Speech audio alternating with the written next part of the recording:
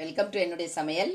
நாம் இன்றைக்கு ஒரு நல்ல ஒரு ரத்தத்தை சுத்தப்படுத்தக்கூடிய ஒரு பீட்ரூட் தர்பூசணி கலந்த ஒரு நல்ல ஜூஸு தயாரிக்க போகிறோம். அதுக்கு தேவையான அளவு, அதாவது 2 மீடியம் சைஸ் இளங்குள்ளது நம்ம பீட்ரூட் எடுத்து வச்சுருக்கிறேன். முத்துனது எடுக்காதீங்க.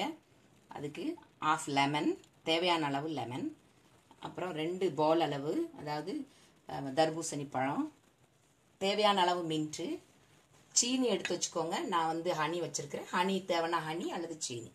இப்போ இது வந்து என்னென்னா ரத்தத்தை சுத்தப்படுத்தும். அதனால் இது வந்து நம்ம டெய்லி எடுக்காட்டாலும் இப்படி ஒரு மாதத்துக்கு இந்த மாதிரி சம்மர் டைம் எடுக்கிறது ரொம்ப நல்லது. இப்போ இதை எப்படி செய்யலான்னு பார்ப்போம்.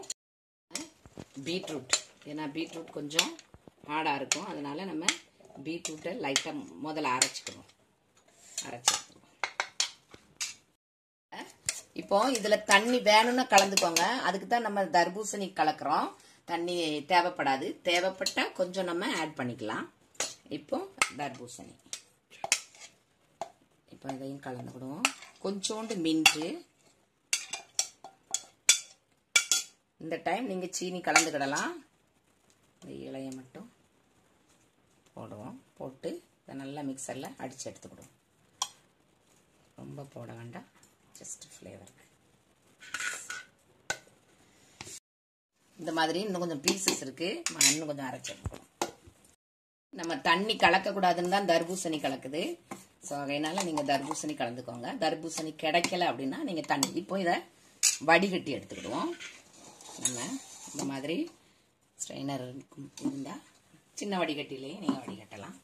இந்த மாதிரி கீழே பவுல் வச்சு பீசஸாக இருந்தால் திருப்பி அரைச்சிக்கிடலாம், ஒன்றும் இல்லை. இப்போ ட்ரைன் பண்ணி எடுத்துக்கணும். அவ்வளோ தூரம் நீங்கள் நல்லா ப்ரெஸ் பண்ணி நீங்கள் எடுத்துக்கோங்க. ஏன்னா பீசஸ் இருந்தால் லைட்டாக இருந்தால் பரவாயில்ல, ஏன்னா நல்லது தான் நம்ம உடம்புக்கு. அதனால் இதையும் கூட இன்னும் கொஞ்சம் தண்ணி கலந்து இதில் பின்னாடி இருக்கிறத இப்படி எடுத்து கொஞ்சம் க்ரீமியாக இருக்கும். இதை எடுத்து நல்லா எடுத்துக்கணும். நல்லா ஜூஸ் எடுத்து வச்சுக்கோங்க. அதில் வேணும் அப்படின்னா இன்னும் கொஞ்சம் தண்ணி கலந்து நீங்கள் அதை ட்ரைன் பண்ணி எடுக்கலாம். இப்போ நான் ஐஸ் க்யூப்ஸ் வச்சுருக்கேன்.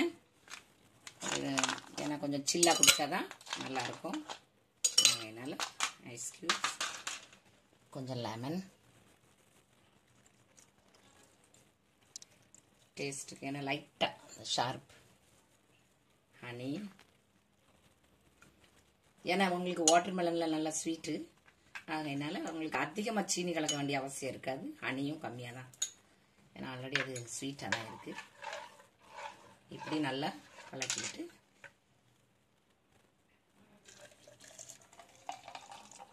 சில்லாக நம்ம குழந்தைங்களுக்கு எல்லாரும் குடிக்கலாம். எப்போது ஒரு 15 நாளைக்கு ஒரு முறை இந்த மாதிரி குடிக்கும்போது நமக்கு ரத்தம் சுத்தமாகும். இது வரைக்கும் பார்த்ததுக்கு ரொம்ப ரொம்ப நன்றி. இந்த மின்ட் கண்டிப்பாக போடுங்க. ஏன்னா மின்ட் இல்லாட்டி கொஞ்சம் நல்லா ஃப்ளேவர் கொடுக்கும் அந்த மின்ட்டு. அதனால இப்படி மின்ட் போட்டுக்கோங்க. இது வரைக்கும் பார்த்ததுக்கு ரொம்ப ரொம்ப நன்றி. ப்ளீஸ் சப்ஸ்கிரைப் பண்ணுங்கள். தேங்க்யூ.